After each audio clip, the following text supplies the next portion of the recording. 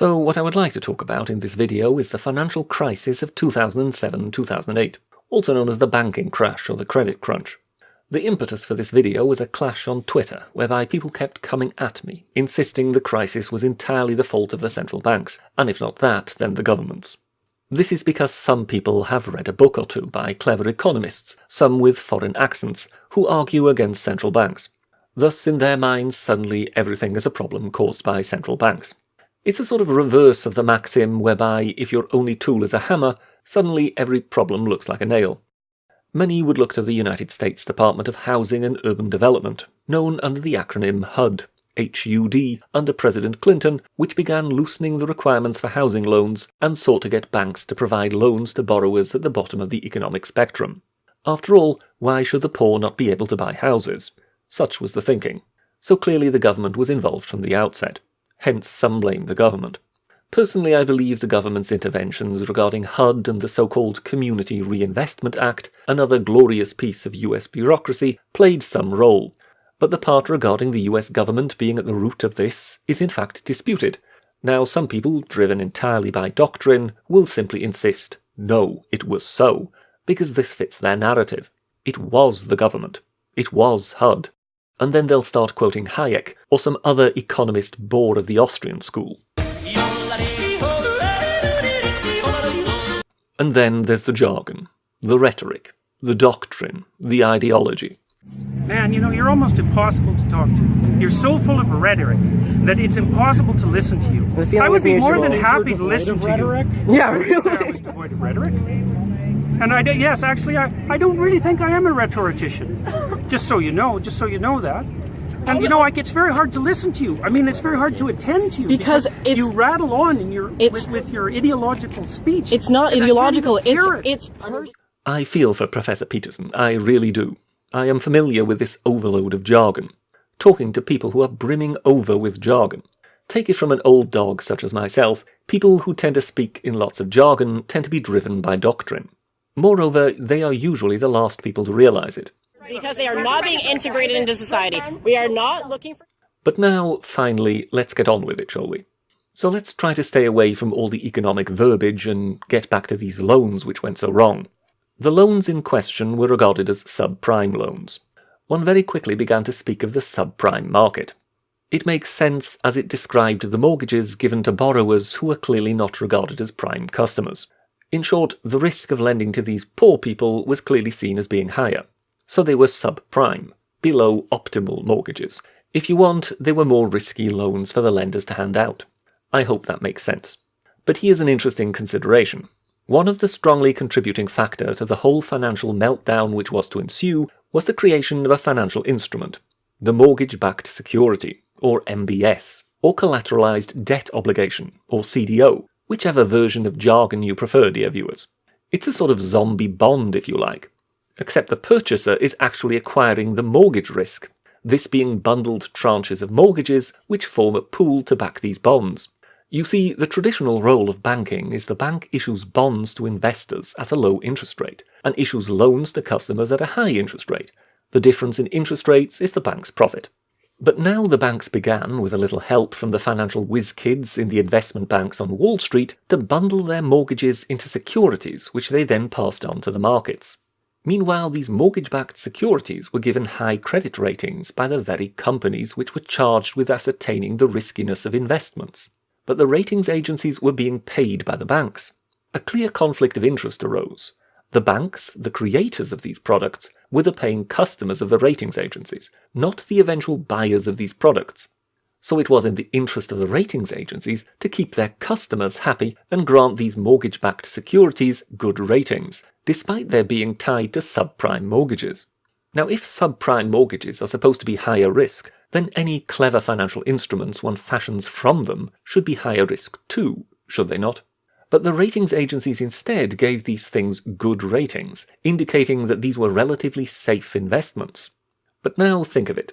Effectively, the banks were handing on those risky subprime mortgages. No doubt this was initially motivated by wanting to detach oneself from these suspect loans and assets.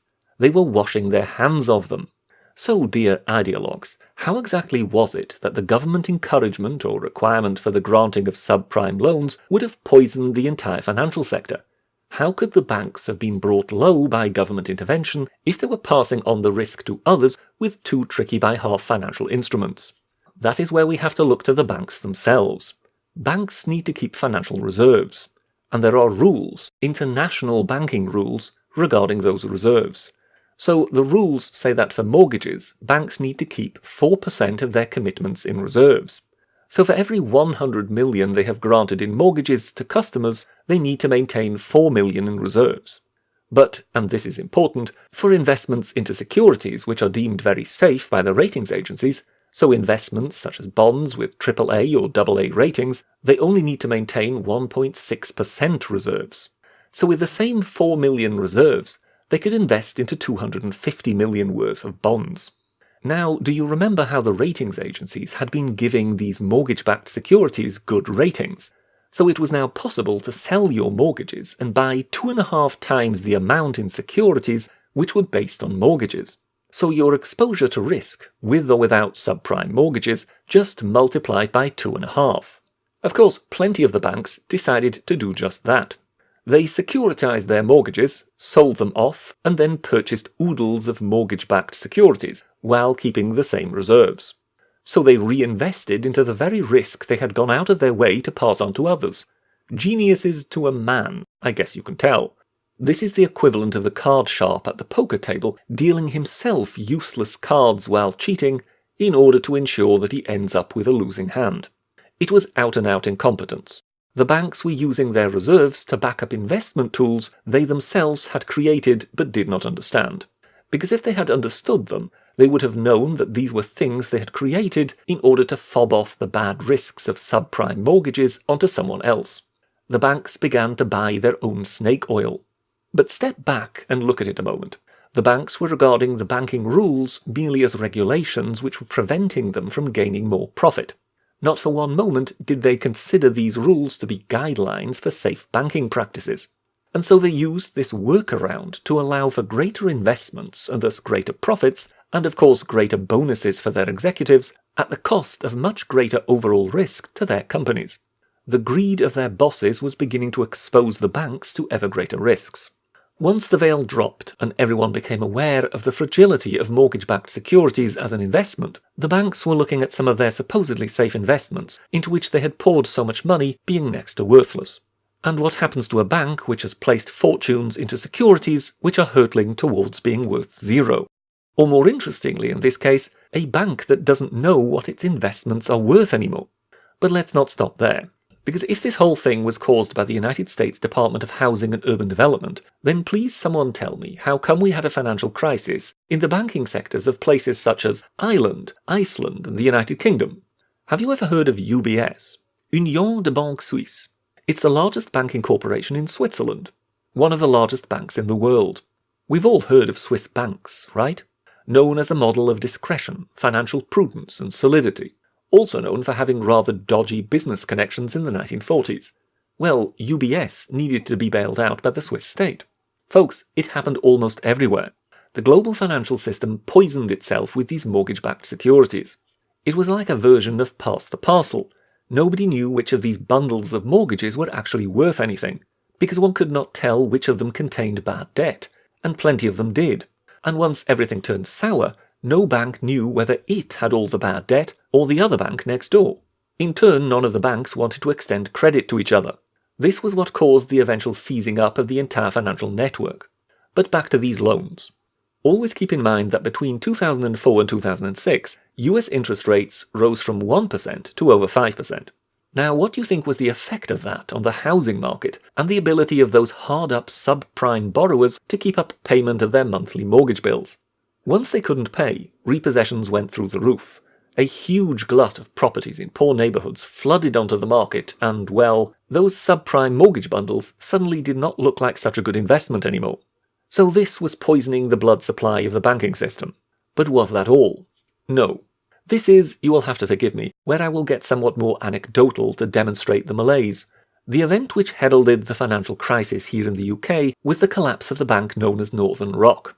Northern Rock had financed much of its financial commitments on the short-term financial money markets. What does that mean? It was providing its customers with mortgages which might last 20 years or more. But was it then doing the prudent thing and issuing long-term bonds to seek money for said mortgages? No. Northern Rock's management decided to play the money markets, because Northern Rock kept its business model afloat by everlastingly re-borrowing short-term. The idea of their model, and one can only assume that other banks were doing much the same, was to lay off the mortgages as quickly as possible as, guess what, mortgage-backed securities. Therefore one believed one didn't need to cover the long-term mortgages with long-term borrowing. No, one simply covered them short-term until one could bundle them together and sell them off as mortgage-backed securities on the open market. By that time one would get one's money back. So there was no need to have long-term finance to secure the mortgage loans. Banks were becoming mere facilitators between mortgage customers and whosoever it was who was buying mortgage-backed securities, which of course was mainly the banks. This worked out wonderfully for Northern Rock and created lots of bonuses for high-ranking management, as long as the market conditions were favourable. The very instant the markets turned, and my did they turn, Northern Rock was ruined. They were sitting on mortgages for which they had handed out money to allow customers to purchase property, but they had only covered those substantial outlays with short-term borrowing. The moment the financial crisis began to bite, any idea of selling off the remaining mortgages was fanciful. Meanwhile, they could no longer borrow money to repay their existing short-term loans, so without being able to borrow, they couldn't balance their books. On top of that, they too now sat on a lot of mortgage-backed securities, the true value of which they couldn't even guess at. In short, they were bust. Now, before you dismiss this as some hotshot financial institution which got it wrong, Northern Rock had been around since 1865 and was a stalwart, traditional regional bank in the northeast of England. As the whole effigy came crashing down, there was a run on the bank, the first in 150 years in the UK. People literally queuing to withdraw their money. What I'm trying to tell you with this is, the banks were getting it wrong. In their race to compete with each other here in the UK, banks were offering 0% deposit mortgages. It meant you, the buyer, had to put up not a single penny to buy a house. In fact, you could purchase the house on an interest-only mortgage, meaning you would not have to bother about any repayments of the loan itself. Better yet, you could borrow more than the house was worth with your new mortgage. How about a 105% mortgage, 110% mortgage, 120% mortgage? Go on, spoil yourself, get a new car while you're at it, or go on a world cruise. There's nothing to worry about. Property prices are only going up.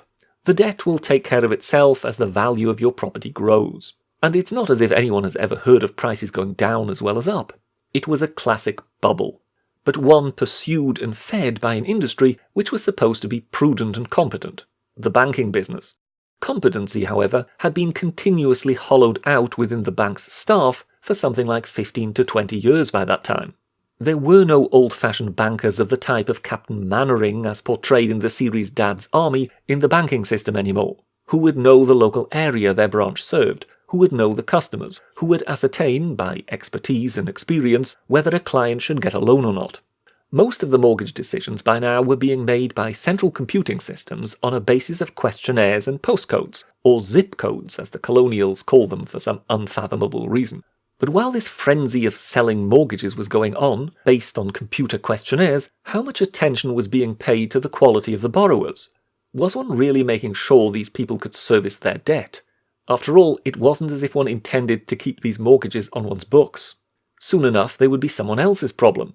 So naturally, one was beginning to acquire those subprime lenders everyone talks about so much, and one was doing so without the government having any hand in it. Surely by that time, someone should have realised the folly of buying other banks' mortgage-backed securities while one was not paying too much attention to the quality of the mortgage bundles one was selling oneself. But this lack of competency started extending ever higher up the corporate ladder. When people like Sir Fred Goodwin, nicknamed Fred the Shred, the CEO of Royal Bank of Scotland fame, yes, another banking giant that needed bailing out, appeared before the parliamentary committee looking into this financial fiasco, what quickly became apparent was that a great many of the top staffers of the banking sector were not even bankers. Now, Fred the Shred was, but several of these bigwigs had been hired from supermarket chains. You know, that old myth regarding transferable skills among the highest echelons of management. Being an executive director of a car manufacturer one week then of an electricity provider the next, and finally of a giant accounting corporation. It's all bump, of course. So here we had former executives of Sainsbury's and Tesco's supermarket chains being part of the team leading banking giants. Grocers were in charge of large sectors of giant banking corporations. And guess what? Once the banks were bailed out and new management needed appointing to oversee the rescue of these financial behemoths, one installed experienced old bankers. I wonder why that was if the previous regime was not a problem. Folks, large sectors of the banking business were being run by people who didn't understand banking. They entered a deadly spiral of toxic finance they did not understand and deceived themselves into believing they were merely competing with each other. They placed gargantuan sums into worthless pap, using sleight of hand when it came to their reserves. They financed themselves on the short-term money markets. They fueled a property bubble with an unsustainable mortgage frenzy. They hollowed out their banking structure's competency in a race for bonus pay, and they headhunted supermarket executives to run some of their industry. So are we still blaming this on the central banks and the US government? Or may the situation be just that little bit more nuanced and not require Messrs. Hayek, Rothbard, von Mises and other economist wunderkinds?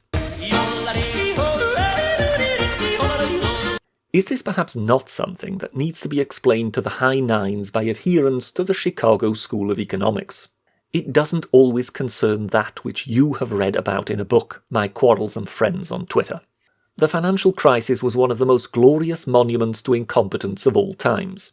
Entire management structures consisting of incompetent nincompoops, all trusting that the next person down the line knew what they were doing. The traditional banks thought the investment banks knew what they were doing. The investment banks thought the regulators knew what they were doing. And the regulators thought the traditional banks knew what they were doing. But in essence, everyone looked at this gobbledygook of jargon and complex derivative investment tools and understood nothing. No doubt somebody will have come along and coated it all in scholarly language derived from the Austrian School of Economics.